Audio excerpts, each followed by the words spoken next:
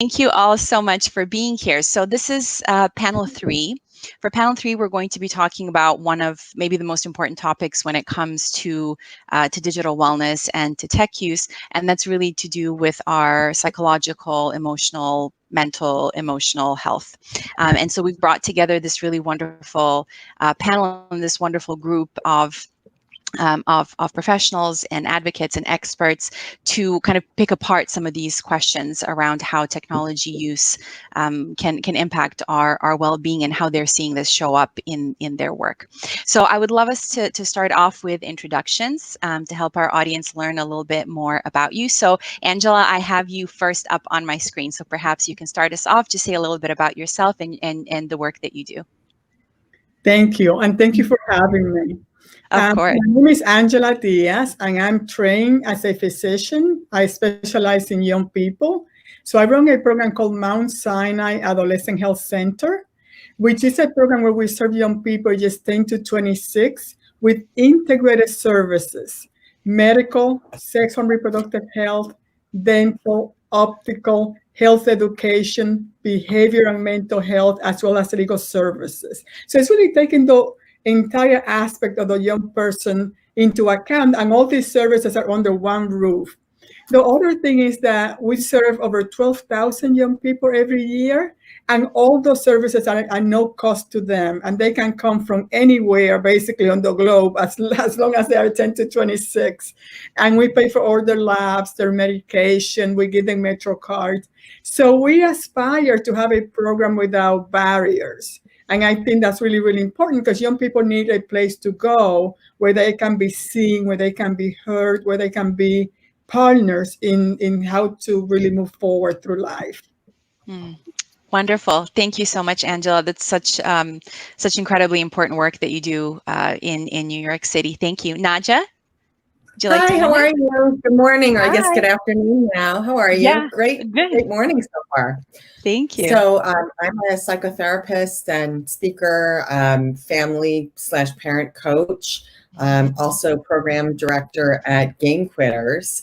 So my expertise is treating people who have problematic relationship with their technology, basically. Oftentimes that presents because there's an urgency to it as video game addiction. People, are struggling to understand wellness in terms of digital use as something that you might consider treatment for, but I do see that population as well. I work with adults and adolescents. I don't work with young children. And I really enjoy my work. I was a banker before, and I saw the evolution of technology when I retired so I could stay home with my children, and yet still needed a BlackBerry. And simultaneously, they were also beginning to have devices. So we really came into this together. And, I was sort of the guilty party back then. Parents are always criticized. You're always on your phone. You're always here distracted. I had the first times where my kid said to me, "We're not going to talk to you until you put that aside."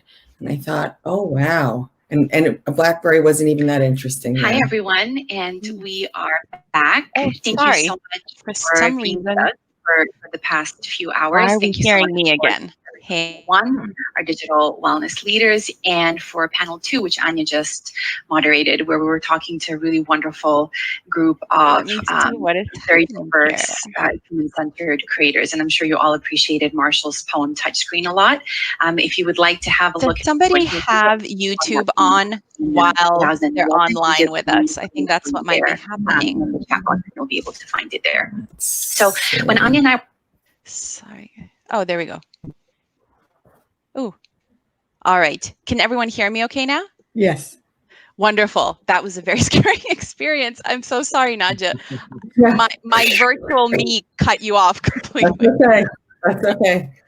I'm gonna make it through on that one. I've had that tech thing happen enough times where I've learned. Yes. What were we doing before? Yes, I'm glad Barbara was there exactly to do the circling motion. I'm going to need a little bit of that. That was traumatic. So yes, so then I've been able to watch this evolution basically in real time with my family, with my friends, and always be, because of my background, my father's sociologist, to be thinking, well, what's the long-term effect here? How is this changing us and impacting us, and sort of even then putting us on a hamster wheel of an unsustainable pace? And that's like 13 years ago. And imagine now we all know what pace our life is. So thank you for asking me to speak today. Yeah, absolutely. Thank you, Nadja. Jody, would you like to go next? Oh, we can't hear you though. Let's see what's going on. Not yet. We definitely have you unmuted on our end, I think. You may have to unmute at the bottom of your screen. Ah, there we go. Oh, not yet. Oh, there, maybe now? No. Try to unmute one more time, Jody, and I think maybe we'll go. Aaron, if you're ready, maybe we can go to you next. Yeah, no problem. Hi, my name's Aaron. Excited to be here. Yeah, so I'm coming from a couple different angles on this topic. One, my day job is I own a creative agency in New York. We do a lot of advertising, so a lot of what we do contributes to the problem, right? A lot of how we're rewarded as a marketing company is to drive engagement with the things that we create, design, build, whether that's applications or campaigns or things of that nature. And then on the other side of the coin, I co-founded Made of Millions Foundation. And so, our mission is to change how the world perceives mental health. So we focus a lot on finding ways to democratize access to mental health education. We develop tons of resources, make everything for free, available online. And actually here with a couple of our board advisors, Theodora and Dr. Jody. So yeah, so this conversation is interesting because, brands are totally rewarded by driving constant engagement. And then we also, on the flip side, see the negative aspects of that when it comes to our mental health. Yeah, thank you, Aaron. And that's where I think your positioning is so interesting, because you've got kind of one eye on the one side of it and the other eye on the other side of it. So there's a kind of a whole wealth of observations there on your part. So thank you. Jody, can we hear you now? Can you hear me now or no? Yes. Okay, good. Perfect. Absolutely. Yeah, for some reason these don't work, so I have to go old school. It's crazy. This is old school technology. So I'm speaking of Blackberries and such. Thank you for your patience with me. I apologize for that. So sure. I'm a clinical psychologist in Los Angeles. I've been working in psychiatric hospitals for the past maybe about like 6 or 7 years. I just switched to full-time private practice. And I'm also a professor of psychology at East Los Angeles College, teaching intro to social psych, lifespan development, biological psychology, and psychopathology. So my expertise is basically the diagnosis and treatment of a mental health condition, be it depression, be it schizophrenia, be it bipolar disorder. So more of your severe mental health issues. I played football in college, and I thought I was going to be a sports psychologist, and I was all about it. And I realized that it wasn't working for me. I started doing some work with the LA Rams and realized that I'm less of a performance psychologist and more of a clinical psychologist. I don't bring people from baseline to make them, jump higher. I bring them from struggling with crack addiction to get them to baseline. So that's kind of a little bit about me. I also have found that my specialty has chosen me. I thought I was choosing my specialty, but my specialty chose me. And it's been, for the past maybe 2 years, bridging the gap between at least inner city minority youth and young African American, Latino, Asian Americans to mental health, because there is a big stigma, and there is this sort of a stigma that pushes a lot of minorities away from seeking mental health. So in a sense, my specialty chose me, I assume. So that's a little bit about myself. Thank you, Jody. Thank you so much. And thank you for going old school with the tech. It still works, people. It still works. All right. And Michael. Hi, everybody. My name is Michael Zwill. First off, thank you so much for having me. I'm super excited to be a part of this, the panel, to speak to this topic. My background, I'm a licensed clinical social worker from Long Island, New York. So I work predominantly with child and adolescent, but in an acute psychiatric inpatient setting. So I worked there for a number of years, working with individuals 5 to 17 years old.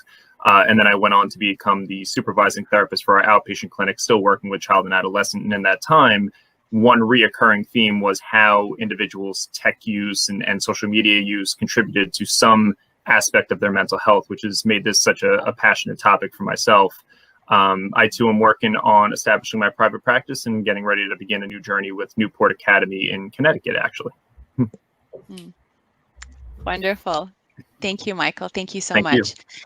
Thank you all so much. So I had, I thought I knew what the first question was going to be. And then as life always teaches us, things take a slight turn. But Angela, when you were introducing yourself and you were talking about the clinic you work at, and when you said the phrase, young people need to have a place to go to, and they need to have people there to reach out to, that made the what now is the first question pop up in my head, which is technology that, and is social media, or has it become either a new place for them to do that, or is it an additional place for them to do that? For some of them, is it maybe the only place that they maybe go to? And so I would love to know what all of your thoughts are on that from all of your kind of various backgrounds. And when you're speaking to young people, even older people, do you get that sense from them that social media platforms or tech has really become that new place for them to be at, or maybe even the only place? So maybe Angela, we can start off with you. No, I see technology definitely as part of it. I see that young people need technology, they need in-person connection, they need to be outdoors doing their thing with their friends. To be that human contact is also very important for young people, just to develop, to practice how to interact and read body language and all that. And we use technology quite a bit because of the age group that we work with. And we see it as a major help to our work. So the young people come and meet us in person, and we do, I'm a medical doctor, so I do my physical and talk with them. And we spend a lot of time talking with the youth. The mental health staff is doing their psychotherapy and that type of thing. And then what we do is that in between, we actually have a number of things. One is we have an app called Health Squad. And through that, the young people can ask us questions 24/7. Any type of question that comes to their mind, and a physician will answer within a business day.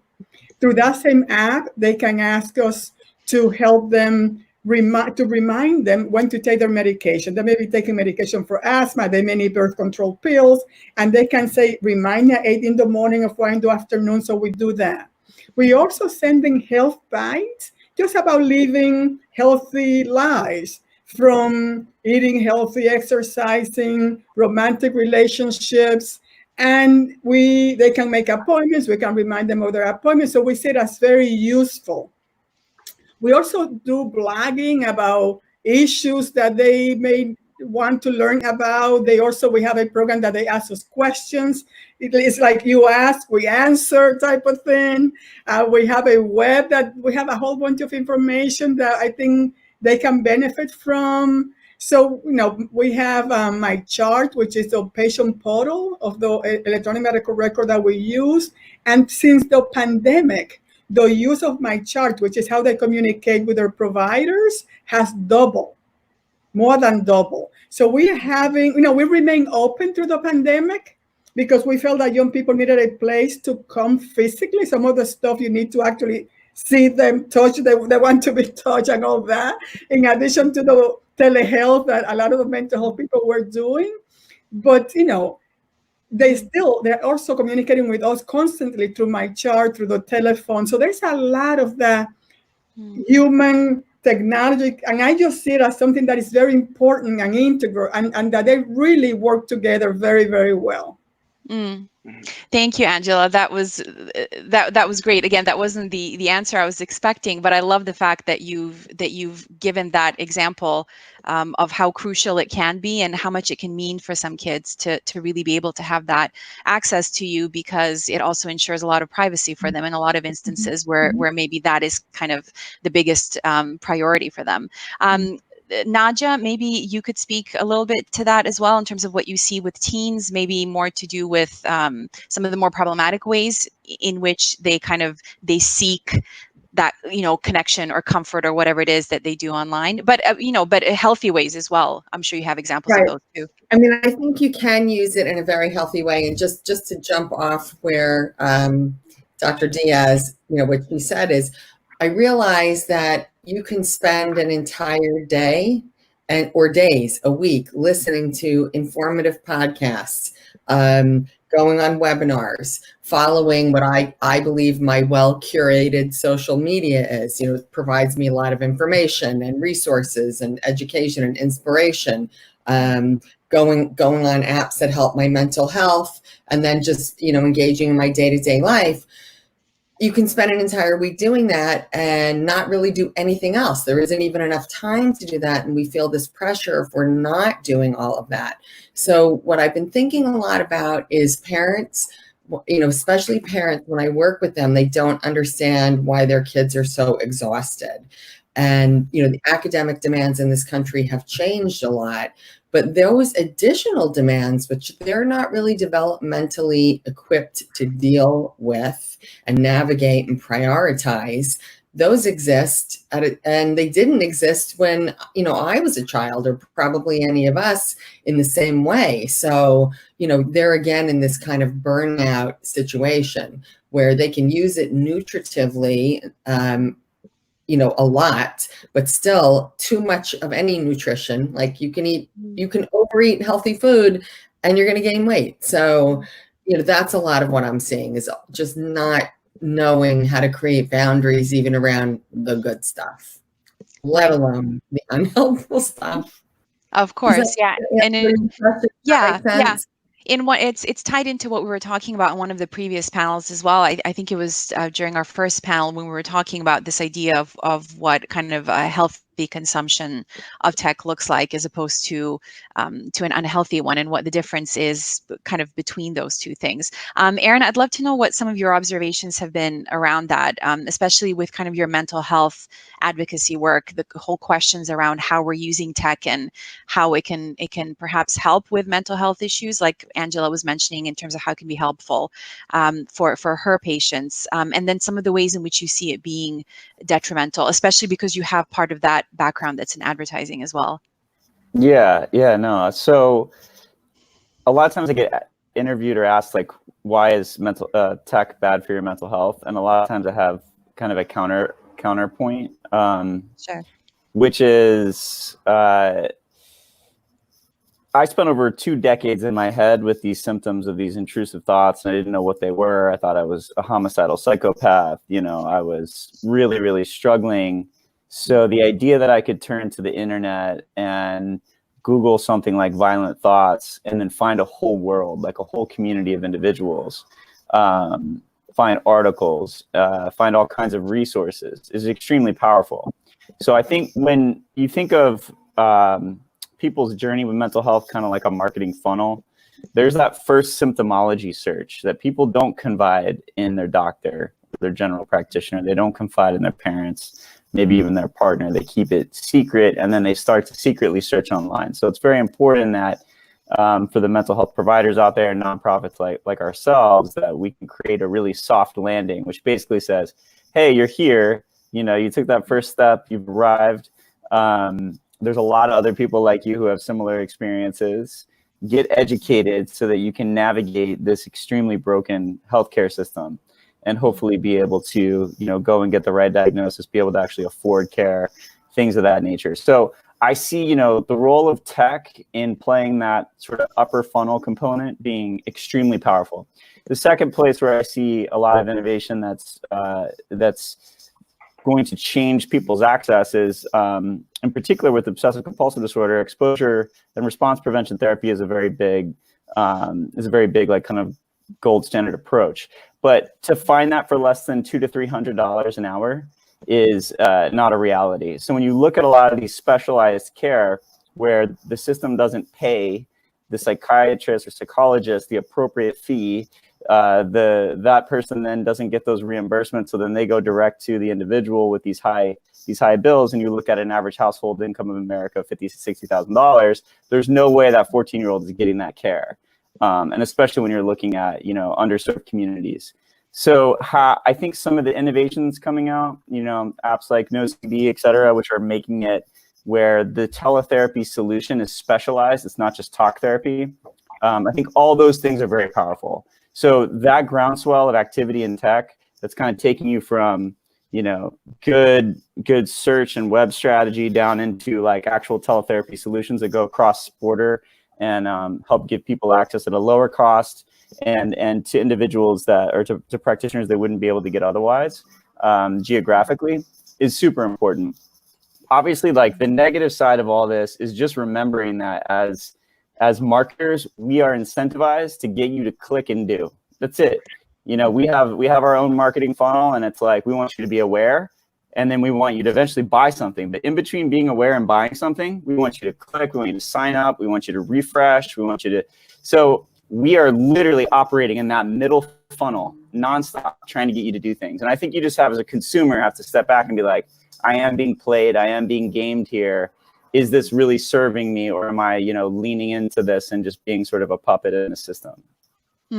Yeah, and I love one of the things that your answer has done, which I think is indicate the aspects in which we kind of as individuals have that certain level of personal responsibility to inform ourselves about what advertising is and what marketing is and what commercials are built to do. We had Jean Rogers earlier on today from the Campaign for a Commercial-Free Childhood talking about that and how important it is really to start very early on with children to help them understand what that means. But then on the other hand, what you were saying at the beginning in terms of, that ability and that access to just go into Google and type in, I'm feeling sad, or what are intrusive thoughts, and so on. I feel like that then places some of that responsibility onto whatever the platform happens to be. It's not always Google, to make sure that they're aware of the content that will then pop up once I put that in, because of course we know for a lot of young people in particular, with these various challenges over the years that have been popping up on platforms like Snapchat and Facebook and others, a lot of dangerous material can potentially pop up as well when you're just out there seeking help for, say, your suicidal thoughts or whatever it is.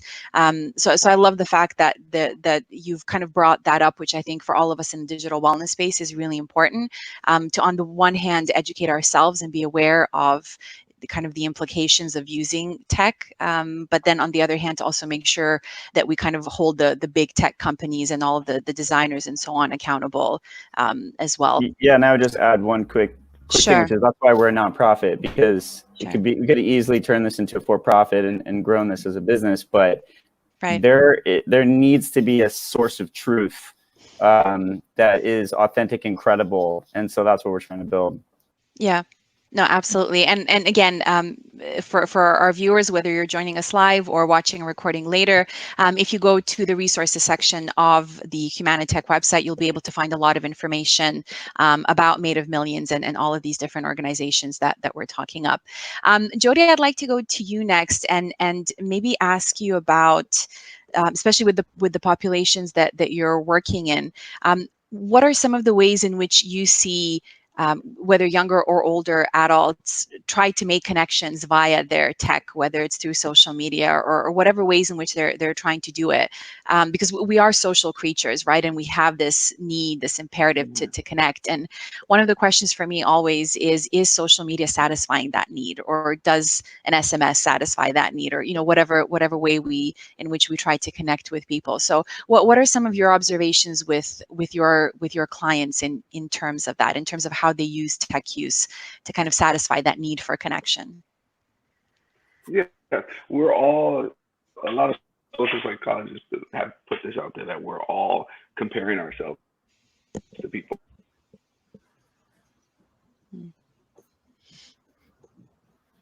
By looking at the person to our right, the person to our left. And I see a lot of children and adults doing this on a daily basis. Is my social media, is my Facebook, is my Instagram matching up to the lives of the people around me? And it's a natural response. We want to connect with people. We want to especially track how we're doing in unconscious But I do know that people, the desire to connect with people, if they're in your house or if they're across the country, is an innate, I think, evolutionary response. And I think technology is helping people do that. In terms of treatment, I've noticed that our behaviors aren't always apparent to us. And I've seen a lot of patients and a lot of people who struggle with sobriety or struggling with obsessive thoughts or ritualistic behavior use technology to connect with people who have the similar symptoms that they're struggling with, to discuss it and explore it in a confidential manner. One of these apps that I've encouraged a lot of people to use who are struggling with addiction and recovery is to track their sobriety dates. And they every day type in, even to the hour, how many hours they've been sober and how many minutes they've been sober. And every day you'll get a notice of, congratulations, another day sober. A case study that I've done where a person was suffering with OCD. What he did was he got this app that helped him track how many minutes and hours he was engaging in ritualistic behaviors to manage the obsessive thoughts. And when he actually saw it on the screen, he was like, holy crap, I'm spending 2 hours a day engaging in rituals. And see, like, kind of taking the visual and looking at it on the screen, it gave him the realization that this 2 hours a day adds up to a couple of weeks, a year of my life. And him being able to connect with someone who is struggling with the same symptoms at his school and in a confidential manner, I saw not only the social connection, but the symptomology connection. Technology is allowing a lot of my patients to engage in that. Right. And I love that. That's another wonderful example of how technology can be used for good, and again, how it can actually connect us, especially over the past, I think, kind of 2 decades. A lot of information, a lot of data has come up about this kind of loneliness epidemic that we seem to be in the midst of. And Michael, I'd like to hear from you when it comes to that, in terms of the clients and the patients who you see, where that comes up, that whole idea of being lonely and feeling isolated, even before COVID, right? Let alone now. And what are some of the ways in which technology has maybe been helpful with that, and some of the other ways in which it maybe hasn't? Because I also appreciated, Jody, what you said in terms of, we may show up to social media because we want connection, but what we end up doing is make comparisons. And that wasn't ultimately the point of that. So Michael, I'd love to hear your thoughts on that. Yeah, I mean, one of your questions at the beginning, Theodora, was very eye-opening in the sense that, is it satisfying the need? And my response to that is sort of. It kind of is. If we are, and I'm sure I'll end up repeating myself several times, but I think what it comes down to is having a healthy balance. If our sole way of socializing and getting information is through social media or some kind of tech, there's a lot of studies being done that people using technology excessively report feeling more lonely, because what ends up happening a lot of times is people will get caught up in that scrolling through Facebook, scrolling through Instagram, and, using it for 2 hours and really only socializing per se for 5 minutes, because they're so caught up in that, like you mentioned, the comparison game, and just getting caught up in the other rabbit holes of social media. So I think technology definitely plays a very significant and positive role, in the sense that you can get a lot of information. You can have the ability to socialize if that's your reason for using it, but you can also slip into the more negative features of social media, where it's the comparison game and getting caught up in the scrolling through, and actually end up feeling more lonely than if you were able to kind of identify different coping skills of going outside of the house, going to physically spend time with friends. So I think what it comes down to is technology's very positive and can be beneficial, but at the same time, it can be negative. So it is very important to have that balance. Right. Absolutely. Yeah. One of the things that we know also in a lot of the research that's come out of places like Common Sense Media, for example, and Aaron, with your background in advertising, I'm sure that in advertising, you probably track kind of engagement levels, and you break them up in terms of gender, in terms of location, all sorts of different things. The difference between how men and women or boys and girls use technology has been one of the really interesting kind of findings coming out after 10 or 15 years of using social media and platforms such as Facebook. So I would love to know, in your experiences with your clients and with your patients, have you seen differences in terms of how women versus men, and I'm talking about in a traditional kind of gender-based way now, how they interact with tech. One of the interesting questions for me that's come up over the past couple of weeks is tech kind of helping our boys and hurting our girls in a way? And I know that's a controversial question, but it is controversial intentionally. Nadja, maybe we can start with you first, especially because you're really kind of embedded deeply into gaming, which we know typically is more popular for boys. Well, actually not. And actually the average gamer is about 34, owns a house, has 2 children. You know, we don't talk about the adult gamers who are having real relationship problems or whose motivation is sort of hijacked professionally, or they don't see an upside professionally. So that's how they satisfy a lot of those needs for accomplishment and connection. But I want to understand like exactly what it is you're asking me, because my whole view on this is that technology, exacerbates the existing problems of whatever gender or age group you fall in. It's got the possibility to do that if you're not careful with it. So boys do have a tendency, they're at greater risk. Young boys have a greater risk for video game addiction, problematic use, but it doesn't mean that, young women aren't gaming also. So, I look at it in again, is it healthy use? Is it unhealthy use? Is the loneliness epidemic, I think a lot of loneliness is actually improved upon by gaming, because you can interact with people, not just in your, geographic, like if you're in high school, you're bound to the geography of your town. And if you're not on the totem pole, if you're a low man or woman, you've got a whole world of other people you can make friends with. So, that I think helps rid loneliness. I think a lot of the loneliness that it and tech are connected, because we can have so many demands. We are so overcommitted at, on a day-to-day basis. We're over addicted to busy. And then there's no room and energy left to actually like, at the end of the day, I don't want to talk to anybody. Like, after all the podcasts that I'm going to listen to based on today, and the things I'm going to read based on just today, like by the end, and then my client's like, I don't want to talk to anybody. I don't want to be left alone. Well, that's going to make me also lonely. So it's again, it's sort of this insidious, not necessarily negative relationship, but if you're not managing it, like, driving your car the speed limit and following the road signs, which we don't know what any of that really is for tech. I think you're going to be lonely.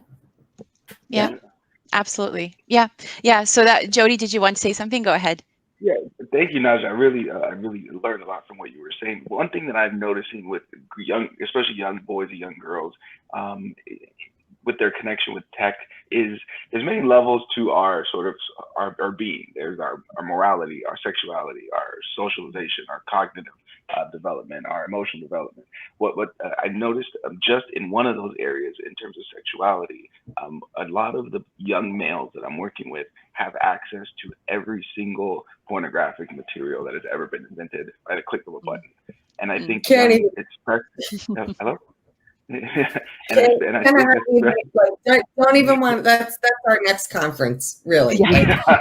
and I think the way it's impacting young boys is it's giving them this false sense of what sex is, and this false reality about their own sexuality. And for young girls, what I've been noticing is, this sounds terrible, but you're not cool unless you have a sex tape. You're not cool unless so you've sent these naked images of yourself. So for young females, just who I've been working with, I've noticed a lot of body image issues, comparing themselves to other people. And young boys, this false sense of how they should engage in a sexual relationship, be it with the same sex or with the opposite sex. So I just want to add that to that. Thank you. Sure. No, that's absolutely dysfunction. Like at an early age, like 25% of who urologists are seeing are young men in their 20s, because their brain chemistry has changed. Anyway, porn, Yeah. do that next time. Yeah, no, but that was absolutely what my question was about, was really exploring that, the kind of the ways in which boys and girls are engaging with the tech, what's the content that they're seeing, and then how that content is impacting them. And Angela, I wonder if this is something that comes up with the young women who you see at the clinic, if there are ever conversations around body image or, you know, eating disorders, or references to, I want to look more like this person, or I want to look like that influencer or that vlogger or that, you know, beauty guru, whatever it is. Do you notice these things coming up with the young women you work with? No, absolutely. And one of the issues is that because what you put out through social media, you can curate. They just see sort of what people want to project. So they see the people who are happy, like striving for perfection, the look, and then they compare themselves to those images, and they think they are at disadvantage, that they don't have what those people have. So the comparison, the driving to perfection, that is hard for any. We all have vulnerability. We all have challenges, but those things are not projected. And I think that leads to those type of issues that you, or associated that you mentioned, like eating disorder, body image issues, and things like that.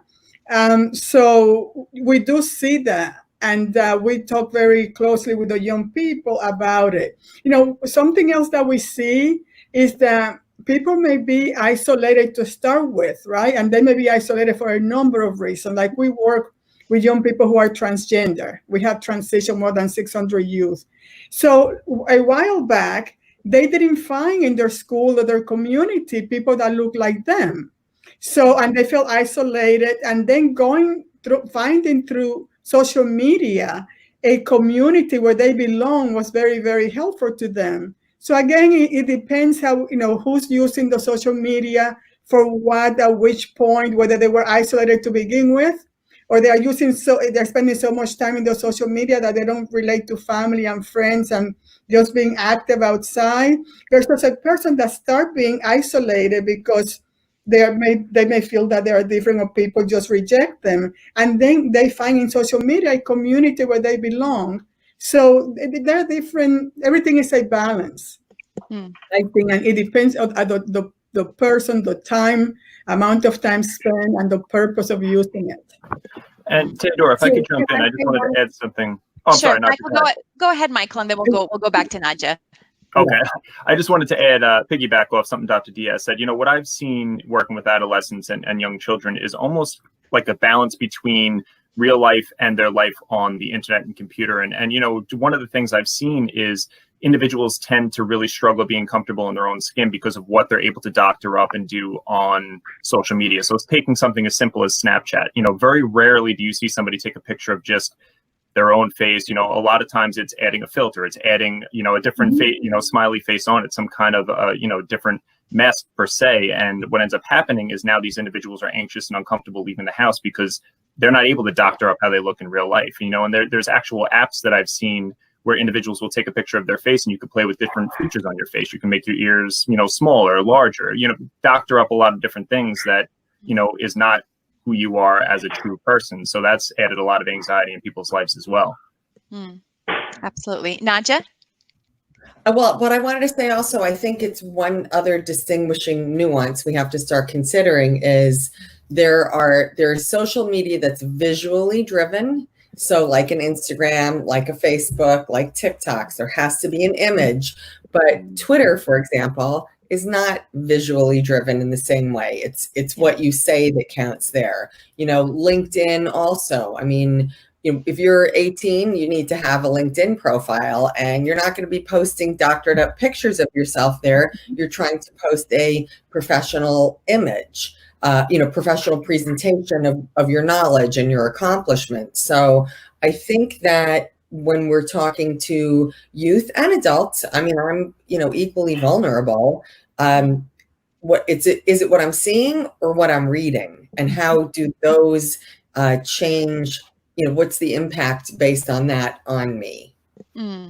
Yeah, absolutely. And one of the things also that, and Nadja, you've definitely now with with your answer kind of added on more to my thinking in this sense, is that we have this ability now to people call it branding and rebranding, but on a personal level. So as individuals, and there was an article recently that came out, perhaps in the New York Times, I'm not totally sure, saying that one thing we wanted to teach teenagers was to kind of post responsibly and to kind of think ahead of time and so on. Well, now we've sort of kind of achieved it, because now we're noticing a lot of teens will delete their Instagram posts kind of a minute after they've posted them, because they'll realize, no, this isn't my brand. This isn't actually how I want to come across. So now let me change it.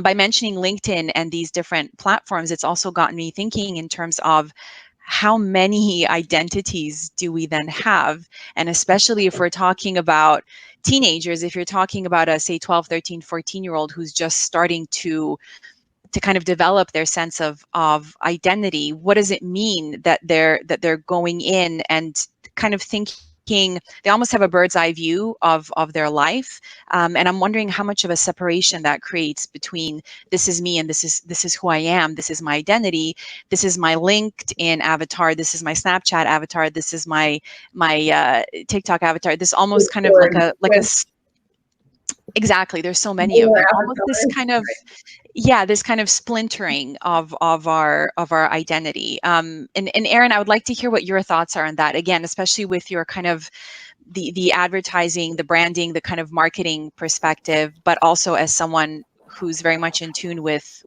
the mental health, especially of youth.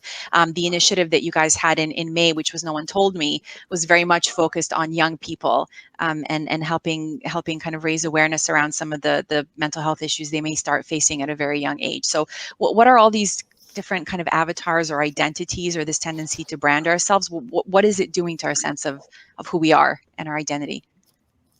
Yeah, I mean, it's a big question. I feel like right now, there's still so much stigma around mental health that as soon as you also add in other layers, like you talked a bit about gender, you talked about, race and socioeconomics and other factors like that, religion, et cetera, that you start to layer all those things on and things get really complex. So as an individual, you're trying to figure out if you're having mental health challenges and it's something that's compounded by cultural stigma, is like, you might just end up putting something else, a completely different avatar online that just goes really, really far away from that. So one thing that we were trying to do with this recent campaign, No One Told Me, was just look at the fact that a lot of people, upwards of 50% of people with psychiatric disorder experience that before the age of 14. So you're starting to experience those things. Now you're being introduced to this crazy world of social, and you're trying to get followers and likes, and you're seeing honestly new business revenue models that we didn't see. Like, you can make money as an Instagram influencer, you can make money as a YouTuber. So like, people are also chasing different dreams that maybe we didn't understand, while simultaneously starting to experience these challenges with their mental health. And so trying to figure out how you express that is a big challenge. So what we're trying to do with No One Told Me was just say, like, hey, let's make sure that we cut that 10-year gap, and that if you are 14, or younger or older, that there is a No One Told Me story that this generation has today that we can pass down to the next one. And so that idea was like opening up about the thing you wish you knew then. Because at the end of the day, like, I feel like increasing that conversation, and we were able to get a lot of engagement from that. I think we designed like over 200 custom posts for the community just during that month that we ran it. And just like getting people to get more real and authentic is the goal, but to do it in a way that's safe and doesn't, jeopardize them in context of their culture or their community. Yeah.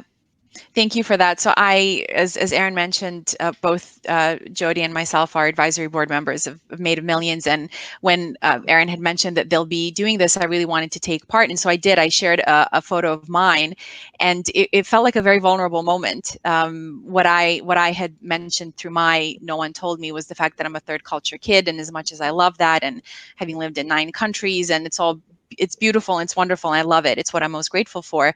But no one told me that it would be so difficult. And speaking of a splintered identity, it was very difficult to be, in my case, I was a Greek Orthodox Eastern European kid growing up in the Middle East in a very conservative Muslim country. That, luckily I was 4 when I moved there. And so when you're a child, you just absorb whatever is around you and you think that's me, that's my identity.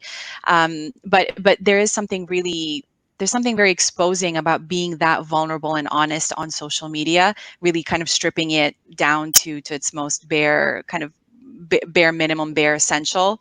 And I almost, to me, that was a signal that this is good. I should do this. If it feels like this, I should do it.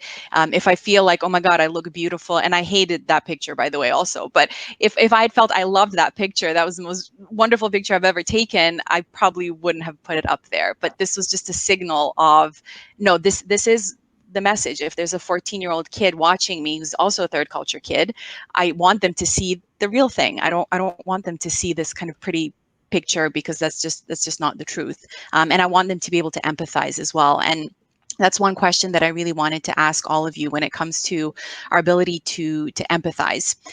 How being on technology as adults, so whether we're on Twitter, it doesn't matter, whatever platform we're on, what that does to our kind of ability to feel empathy and to express it, but also with young kids who are increasingly being exposed to tech at a younger and younger age, so maybe not getting as much of that kind of direct face time, as much as just kind of virtual time. How you see that impacting their ability to empathize with other people? And Jody, maybe we can start with you. Yeah. I see this a generation raised with technology, understanding way more about the world than I did when I was a child. If I wanted to learn about the world, I needed to wait till the newspaper was delivered or wait for NBC nightly news to come on. But so what's happening is kids are now understanding more and more about the world at an earlier age, and adults are understanding what's happening with if it's movements, if it's political issues. But the one thing that I worry about us as adults and for kids is what we call empathy fatigue. Is your brain and our brains aren't wired to feel compassion and empathy for every single person, every single day, all day long. And the risk there, I think, is there's so many problems in the world today. There's so much information at the drop of a hat that there might be burnout and people might just stop caring.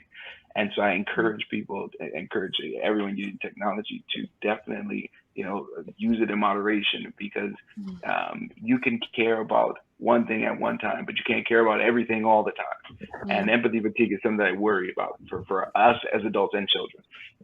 Yeah. Thank you, Jody. Nadja, did you want to say something? I was just going to say that is really like a third thing, because we've been thinking that empathy is reduced because you don't see the reaction. So you'll say something to somebody, mean tweets, like Jimmy Kimmel's mean tweets, and you don't see the person's reaction. So there's a reduction in empathy.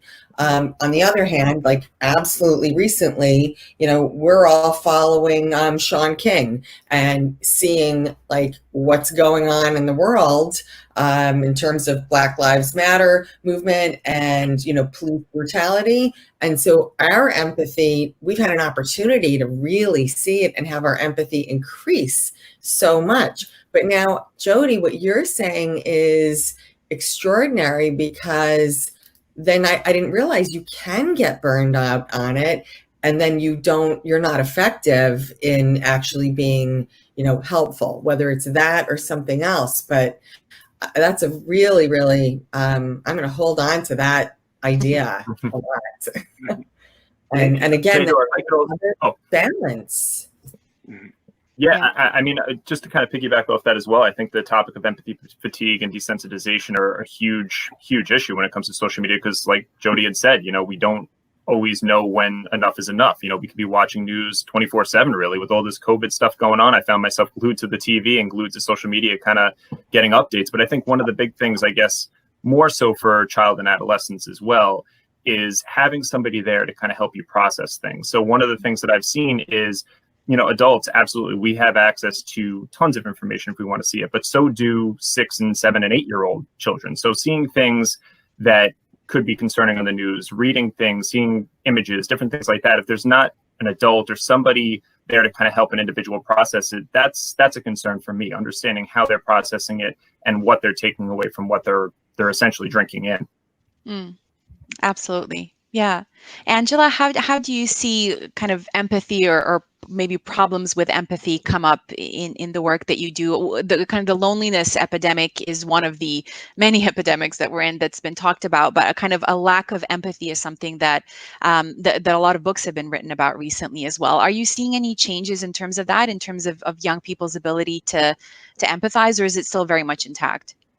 No, I think it depends on the type of life that the young people had and the role modeling that they had in their lives.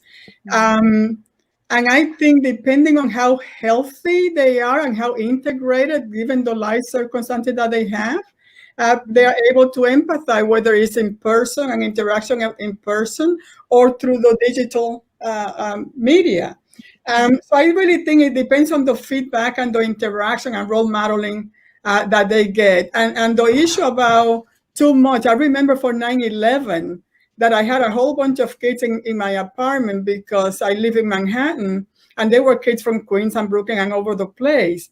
And everybody wanted to be glued to the television, having that over and over and over and over. So the same thing now with COVID-19, the same thing with everything that is going on. So it depends on the amount of time. And again, is the adult there to explain, to help them process that and really go through their feelings and connect at that level. So I think empathy depends, in person or through digital, on the experiences and the role modeling that the young people have had.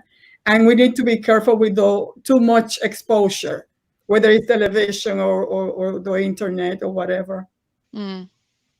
Absolutely, yeah, and thank you for bringing up that element, Angela, because I think it also emphasizes how when we're talking about young people and children in particular, they're not developing empathy in isolation. They're developing empathy as part of the human tribe. And so tomorrow for day 2, our third panel, so panel 6, is going to be talking about families and technology. And so we're going to be talking about that a little bit as well. And we kind of touched upon it during the first panel, how important it is for children to have kind of attentive, present, responsive parents. Not 24/7, because that's not good either. There's such a thing as too much of a good thing. And we don't want to be helicoptering, snow plowing in any way, absolutely.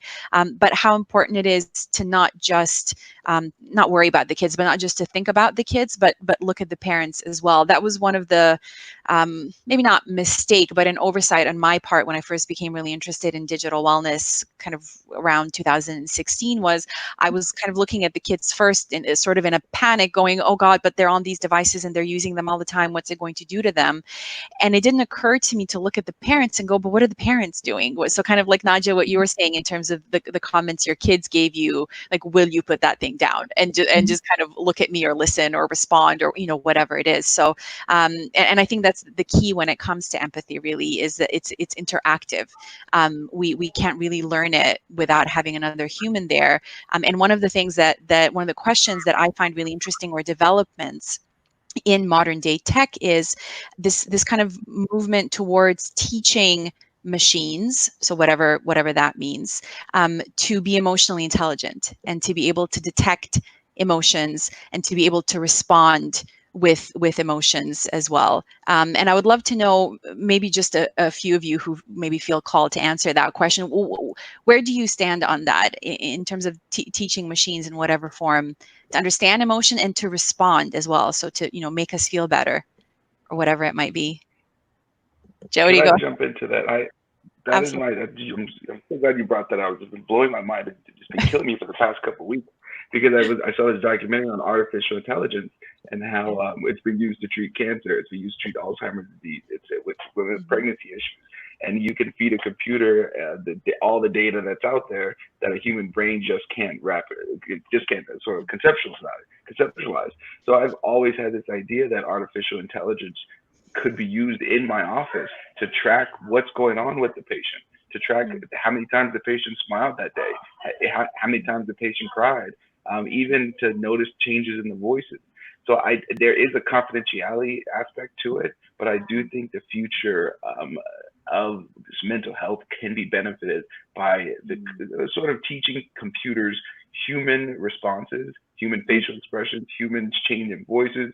If someone's experiencing a manic episode, and not necessarily to put the treatment on the computer, like make the computer treat the patient, but actually have the computer notice, hey, there's a problem going on right now. Or, hey, here's some phone numbers you should probably call right now. Or, hey, there's been 6 days and you have been crying for 6 hours every day. So kind of, I think artificial intelligence would be a fantastic way. And if I make $1 billion, I'll split it with all of you. Oh, wonderful. Thank you. This is being recorded, so we will have evidence of this process.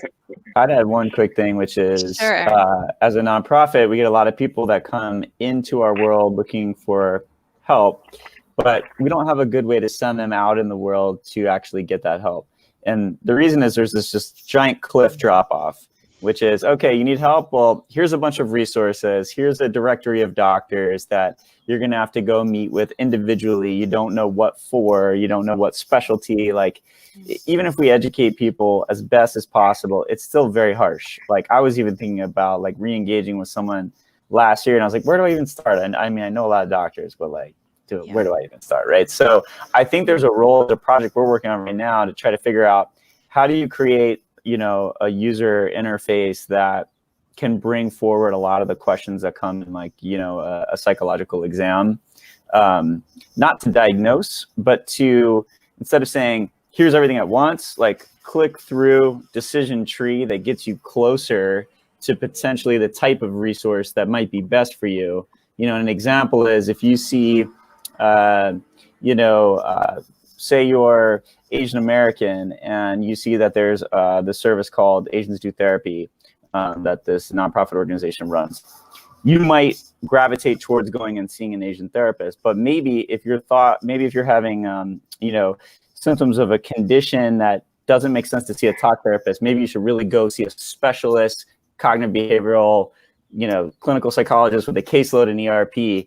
Those are two different pathways, and that user isn't going to know which one to take. And I think that tech and a little bit of AI can do a good job of getting you into treatment. So that's just something we're trying to explore right now. Sure. Michael, did you want to say something? Yeah, absolutely. I mean, the thing, I think this is kind of what Aaron and Jody were saying as well, but I think it's going to be used in some kind of a hybrid type of a fashion where it's not necessarily going to replace the face-to-face human contact, but also play a role in a person's mental health treatment. I find, just hearing Aaron speak about it and Jody speak about it, the first thing that kind of popped in my mind was it sounds so mathematical. And I think the tough thing for me to wrap my mind around is, unlike certain medical diagnoses and different things like that, when we're talking emotions and mental health, it's not always very black and white. And I think one of the things that, in my opinion, AI would have a tough time with is finding that human connection. So there's tons of times individuals I meet with, the affect is not congruent with the mood. So somebody's reporting feeling really happy, but they look depressed. So it's just that's something I have a hard time wrapping my head around, but I think it will be something that could be used in a hybrid fashion. Take something as simple as telehealth. That's something that helped the show rates of people actually not physically getting to sessions, but people being able to participate in sessions. At least for me, I saw numbers skyrocket. People that had transportation issues in the past no longer had that issue because they could sign right under the computer. So I think this is going to be something that's going to be kind of more of a hybrid model and not so much one or the other. Sure. And in a lot of what we've been saying today, sorry, Nadja, this importance of combining the human and the tech has come through, I think, or just really ensuring that even while the tech is present, we make sure that the human is always there as well. Nadja, were you going to comment on that? Well, I was going to say that, first of all, I look and I say, okay, who's making money from this? Like, we've learned now with all this predatory technology that a lot of this is being driven by somebody who sees an opportunity to increase profits. So that always makes me a little bit suspect. To some people's point where I think that if something wouldn't otherwise be available and you're bringing care of one kind to another to somebody that wouldn't have access, that is really a huge plus.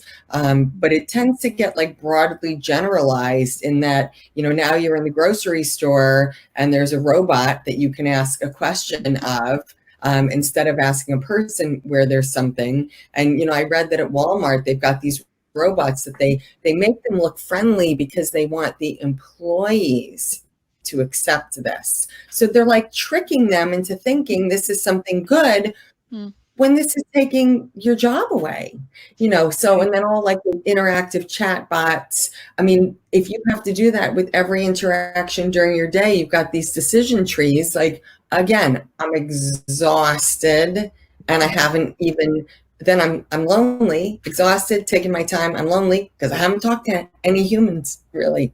So, Right. It's so tricky, but I think if we look at who's developing, like maybe some nonprofits need to be behind this AI instead of the for-profits. Sure. That was hint, Aaron. I'm sorry? Yeah. Agreed. That's a hint, Aaron. Exactly. Well, but look at what you're right. Yeah, like you're sort of in a good position to push that a little bit. Or to at least influence, like have a heavy influence on somebody paying attention to what's going on. 100%. I mean, that should be the role of the nonprofit. And really what it has to take is a consortium of like VCs and other individuals who want to kick off a small percentage of the profit of their ventures to go towards this type of thing. Because when you have a nonprofit, you're not going to put $1 million in if you can't get 1.5 out. And it's just, it's the wrong business model for those types of things. So it's sort of like more getting into social and ethical capitalism, which is maybe an oxymoron. I think I think a good place it could start is eventually all of us are going to be gone one day, and another group of people is going to take our place. And I think training interns, training practicum students, training people who are entering the field, AI to assist their sort of engagement with patients. So I have postdocs and interns, and they come to me with the possible diagnosis. And I can imagine a system that is paying attention to their session and comes up with a possible diagnosis, a list of possible diagnoses, and saying here are some options. So I don't know exactly how to wrap my head around it right now, but I do know that it could be a useful tool in training the next generation of clinicians and medical doctors and social workers and psychologists, even if it's not just for the patient. Yeah, absolutely. One thing I have to say is that I hope that those technologies will never replace any of you and any of the work that you're doing. I would much rather see one of you than see Watson or whatever the name is going to be of that form of AI. And I would love to keep talking to you for hours and hours, but I think we're going to have to wrap up our panel slowly. The one kind of final question that I just want to ask you is, if you were able to, and some of you maybe are already or will be, to advise kind of people who are developing technologies right now, whether it's telehealth or, the Watsons of the future or whatever, what is maybe kind of one piece of advice or one tip that you would give them in terms of creating tech that is really going to support mental health and not damage it? So whoever would like to answer first. I think it's just building a very diverse advisory board and not just diverse culturally or racially, but you can't have all clinicians, you can't have all advocates and tech folks. Like, it's got to be a mixture, and the advocates with lived experience have to be baked into that experience, because if they're not, all too often we see things that come across too clinical or too profit incentive or whatever. And I will add to also include young people themselves. And whether they have lived experience or not, it's very important to have the people with the lived experience. And also, I think that the healthcare system was created by adults for adults. And then we want to fit adolescents or young people into that. And when it doesn't work, we say that they are non-compliant and hard to reach, when indeed, what is hard to reach is those services as designed. So you really need to talk with young people, because I think developmentally, they really don't know all these silos that we have in healthcare. And most people that need mental health services are not coming to mental health. Sometimes they come through medical because they have a cold or they're sick, and then they can be identified and connected in a seamless way So I think really understanding from people and working with people themselves, what will really make it easy for them to avail themselves of those services, I think would be important. Thank you, Angela. You need a license to fish. You need a license to drive. You need a license to get married. I'm not saying you need you should have a license to use tech, but there should be some kind. There should be. I would encourage whoever's creating tech these long user agreements that no one's ever read and no one will ever read. I think they need to change those up to a basic 5 points of, hey, here are the risks, here are the benefits. Definitely watch out for this. Kind of to make it more sort of palatable for the human to agree to what they're getting into. Thank you, Jody. Naja and Michael? Do you want to go first, Michael? Sure. All right. I mean, I agree with Jody. I think there should be, like anything, there should be some level of risks being listed out so people are aware of what they're potentially purchasing or potentially using. But I think, and I'm kind of dancing around the question, Theodora, so I apologize, but I think what I would also really emphasize and really encourage people to do is know of resources that are out there, because what it comes down to, and I might just be super cynical, but what it comes down to is when people are creating things, they have the intention and motivation for people to use it. And that's the end of the day. That's the goal. So I think what it comes down to is the people that are using these products, knowing that if this is what's going on, there are people out there that I could talk to help me monitor my use, to help me have more balance in my life. So I think that's what it comes down to. Also really educating parents and educating people that are using these tools, should they run into an issue or start noticing these things about themselves, that there are people they can talk to and places they can go to. Thank you, Michael. And Naja? So I think just to wrap up on the looking forward where we're developing, one of the things that, I recall is when we were first texting, you got 50 free texts, a month, and then it was 25 cents after. So, kids were restricted because their parents would scream at them. As soon as there was unlimited data for texting, suddenly kids could text nonstop, and then they began to. And that was, really pre-smartphone.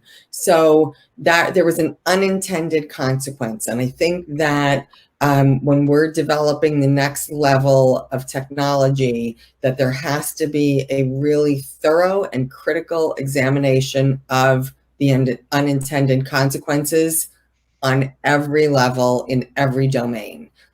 That's the message that I'd want to put out there, and unfortunately do not have the energy to do. That's all right. Yeah. But I want someone else to. Yes. Thank you so much for bringing all of that out here. So thank you, Naja. Thank you, Angela, Michael, Aaron, Jody. We're so happy to have had you here. I really appreciate, Aaron, what you said in terms of diversifying the conversation around mental health. Anya and I and Patrick and David really wanted to diversify the conversation around digital wellness as well, and bring in as many people from as many different backgrounds as we possibly could. So thank you guys so much for taking part in HUMANITECH. Thank you. Thank you.